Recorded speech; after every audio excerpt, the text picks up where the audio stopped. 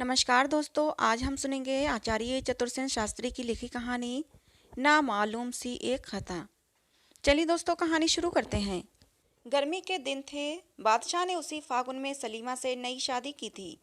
सल्तनत के झंझटों से दूर रहकर नई दुल्हन के साथ प्रेम और आनंद की कलोल करने वे सलीमा को लेकर कश्मीर के दौलत खाने में चले आए थे। रात दूध में नहा रही थी। दूर के पहाड़ों की चोटियां बर्फ से सफेद होकर चांदनी में बाहर दिखा रही थीं। आराम बाग के महलों के बीच पहाड़ी नदी बल खा खा कर बह रही थी। मोती महल के एक कमरे में शमादान जल रहा था और उसकी खुली खिड़की के पास बैठी सलीमा रात का सौंदर्य निहार रही थीं। खुले हुए बाल उसकी फिरोजी रंग की ओढ़नी पर खेल रहे थे। चिकन के काम से सजी और मोतियों से गुथी हुई फिरोजी रंग की ओढ़नी पर कसी कमखाब की कुर्ती और पन्नों की कमर पेटी पर अंगूर के बराबर बड़े मोतियों की माला झूम रही थी। सलीमा का रंग भी मोती के समान था। उसकी देह की गठन निराली थी।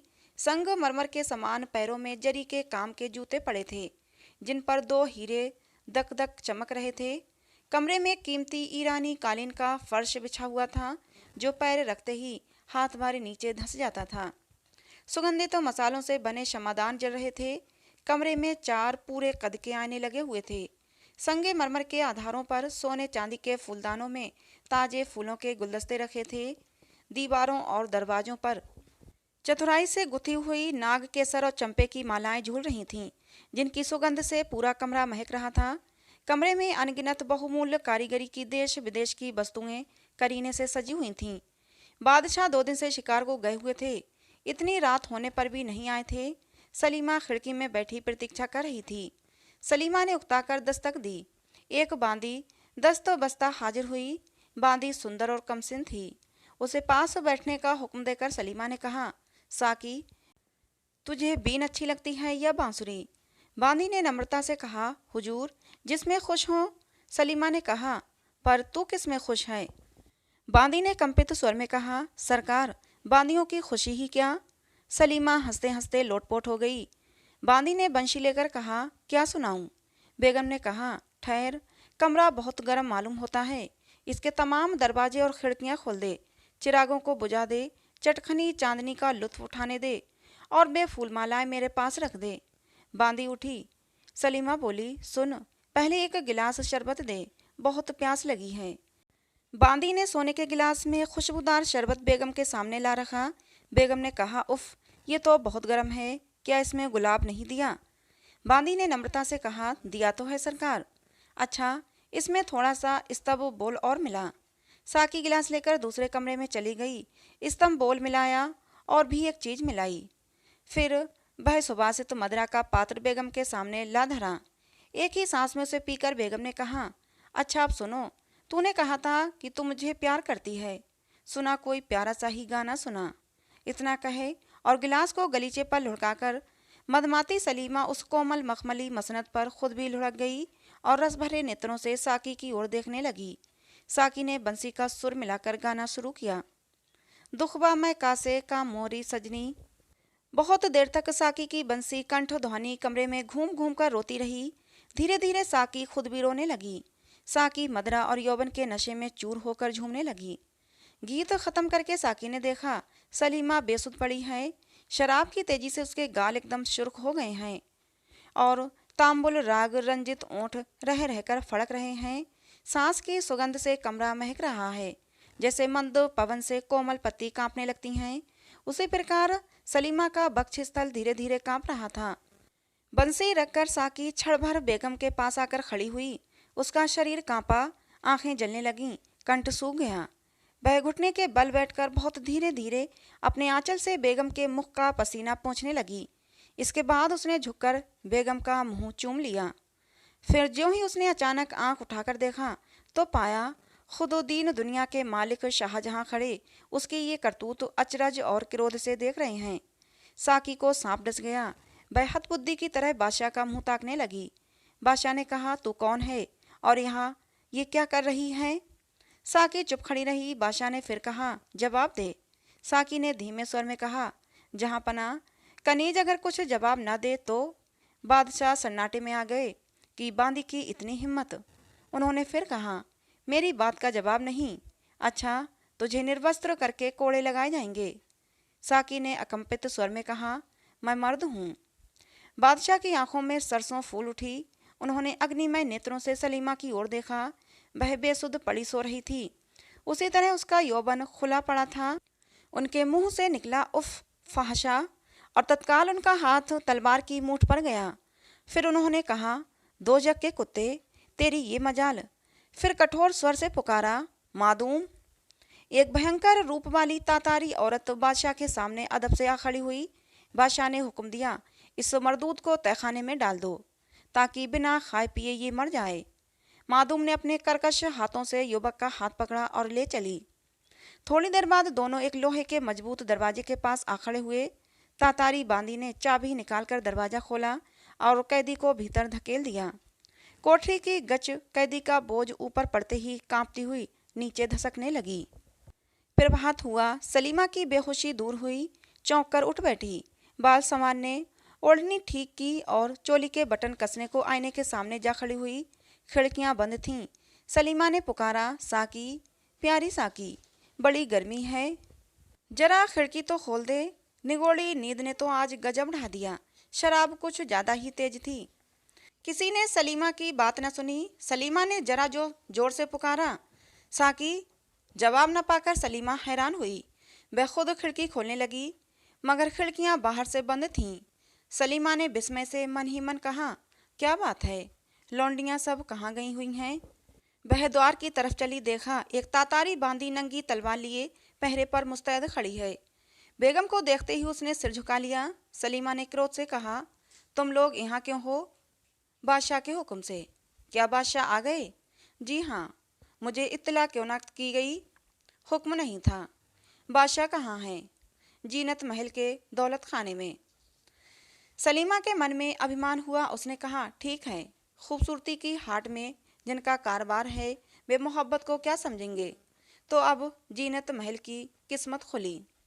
तातारी स्त्री चुपचाप खड़ी रही। सलीमा फिर बोली, मेरी साकी कहाँ है? कैद में। क्यों? जहाँ पना का हुक्म। उसका कसूर क्या था? मैं अर्ज नहीं कर सकती। कैद खाने की चाबी मुझे दे, मैं अभी उसे छुड़ाती हूँ। आपको अपने कमरे से जाने का हुक्म नहीं। तब क्या मैं भी कैद हूँ? जी हाँ। सलीमा की आंखों में आंसू भर आए। वह लौटकर मसनद पर बैठ गई और फूट फूट कर रोने लगी। कुछ ठहर कर उसने एक खत लिखा, हुजूर, कसूर माफ फरमावें। दिन भर थकी होने से ऐसी बेसुध सो गई कि हुजूर के इस्तकबाल में हाजिर न रह सकी, और मेरी उस लौंडी को भी जा बख्शी की जाए।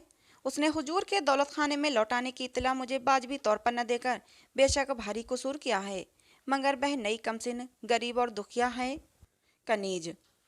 चिट्ठी बादशाह के पास भेज दी गई। बादशाह ने आगे होकर कहा, लाई क्या है? बांदी ने दस्तबस्ता अर्ज की, खुदाबंद, सलीमा बीबी की अर्जी है। बादशाह ने गुस्से से ओंठ चबाकर कहा, उसे कह दे कि मर जाए। इसके बाद खत में एक ठोकर मारकर उन्होंने उधर से मुंह फेर लिया। बांदी सलीमा के पास लौट आई। बादशाह का जवाब सुनकर सलीमा धरती पर बैठ गई। उसने बांदी को बाहर जाने का हुक्म दिया और दरवाजा बंद करके फूट फूट कर रोई। घंटों बीत गए। दिन छिपने लगा। सलीमा ने कहा, हाय, बादशाहों की बेगम होना भी क्या बदनसीबी है। इंतजारी करते करते आंखें फूट जाएं, मिन्नतें करते करते जबान घिस जाए, अदब करते करते जिस्म टुकड़े टुकड़े हो जाएं। फिर भी इतनी सी बात पर मैं जरा सो गई। उनके आने पर जग न सकी। उसकी इतनी बड़ी सजा, इतनी बेइज्जती। तब मैं बेगम क्या हुई? जीनत और बांदियाँ सुनेंगी तो क्या कहेंगी? इस बेइज्जती के बाद मुंह दिखाने लायक कहाँ रही? अब तो मरना ही ठीक है। अफसोस, मैं किसी गरीब किसान की औरत क्यों न हुई। धीरे धीरे स्त्रीत्व का तेज उसकी आत्मा में उदय हुआ। गर्व और दृढ़ प्रतिज्ञा के चिन्ह उसके नेत्रों में छा गए। वह सांपिन की तरह चपेट खाकर उठ खड़ी हुई। उसने एक और खत लिखा, दुनिया के मालिक, आपकी बीवी और कनीज होने की वजह से मैं आपके हुक्म को मानकर मरती हूँ। इतनी बेइज्जती पाकर एक मलिका का मरना ही मुनासिब है, मगर इतने बड़े बादशाह को औरतों को इस कदर नाचीज तो ना समझना चाहिए कि एक अदनी से बेवकूफ़ी की इतनी कड़ी सजा दी जाए। मेरा कसूर सिर्फ इतना ही था कि मैं बेखबर सो गई थी। खैर, सिर्फ एक बार हुजूर को देखने की ख्वाहिश लेकर मरती हूँ। मैं उस पाक परवरदिगार के पास जाकर अर्ज करूँगी कि वह मेरे शौहर को सलामत रखे। सलीमा। खत को इत्र से सुवासित करके ताजे फूलों के गुलदस्ते में इस तरह रख दिया कि जिससे किसी की उस पर फौरन ही नजर पड़ जाए। इसके बाद उसने जवाहरात की पेटी से एक बहुमूल्य अंगूठी निकाली और कुछ देर तक आंखें गड़ा गड़ा कर उसे देखती रही, फिर उसे चाट गई। बादशाह शाम की हवाखोरी को नजर बाग में टहल रहे थे। 2-3 खोजे घबराए हुए आए और चिट्ठी पेश करके अर्ज की, हुजूर गजब हो गया, सलीमा बीबी ने जहर खा लिया है और वह मर रही हैं। क्षण भर में बादशाह ने खत पढ़ लिया। झपटे हुए सलीमा के महल पहुंचे। प्यारी दुल्हन सलीमा जमीन पर पड़ी हैं, आंखें ललाट पर चढ़ गई हैं, रंग कोयले के समान हो गया है। बादशाह से ना रहा गया। उन्होंने घबराकर कहा, हकीम, हकीम को बुलाओ। कई आदमी दौड़े। बादशाह का शब्द सुनकर सलीमा ने उनकी तरफ देखा और धीमे स्वर में कहा, जय है किस्मत। बादशाह ने नजदीक बैठकर कहा, सलीमा, बादशाह की बेगम होकर क्या तुम्हें यही लाजिम था? सलीमा ने कष्ट से कहा, हुजूर, मेरा कसूर बहुत मामूली था। बादशाह ने कड़े स्वर में कहा, बदनसीब, शाही जनान खाने में मर्द को भेष बदल कर रखना मामूली कसूर समझती है। कानों पर यकीन कभी ना करता, मगर आंखों देखी को भी क्या झूठ मान लूं? तड़प कर सलीमा ने कहा, क्या? बादशाह डरकर पीछे हट गए। उन्होंने कहा, सच कहो, इस वक्त तुम खुदा की राह पर हो? ये जवान कौन था? सलीमा ने अचकचाकर पूछा, कौन जवान? बादशाह ने गुस्से से कहा, जिसे तुमने साकी बनाकर पास रखा था। सलीमा ने घबराकर कहा, हैं, क्या वह मर्द है? बादशाह, तो क्या तुम सचमुच ये बात नहीं जानती? सलीमा के मुंह से निकला, या खुदा। फिर उसके नेत्रों से आंसू बहने लगे। वह सब मामला समझ गई। कुछ देर बाद बोली, खाविंद, तब तो कुछ शिकायत ही नहीं। इस कसूर को तो यही सजा मुनासिब थी। मेरी बदगुमानी माफ़ फरमाई जाए। मैं अल्लाह के नाम पर पढ़ी कहती हूँ, मुझे इस बात का कुछ भी पता नहीं है। बादशाह का गला भराया। उन्होंने कहा, तो प्यारी सलीमा, तुम बेकसूर ही चली? बादशाह रोने लगे। सलीमा ने उनका हाथ पकड़कर अपनी छाती पर रखकर कहा, मालिक मेरे, जिसकी उम्मीद न थी मरते वक्त वह मजा मिल गया। कहा सुना माफ़ हो और एक अर्ज लौंडी की मंजूर हो। बादशाह ने कहा, जल्दी कहो सलीमा। सलीमा ने साहस से कहा, उस जवान को माफ़ कर देना। इसके बाद सलीमा की आंखों से आंसू बह चले और थोड़ी ही देर में वह ठंडी हो गई। बादशाह ने घुटनों के बल बैठकर उसका ललाट चूमा और फिर बालक की तरह रोने लगे। गजब के अंधेरे और सर्दी में युवक भूखा प्यासा पड़ा था।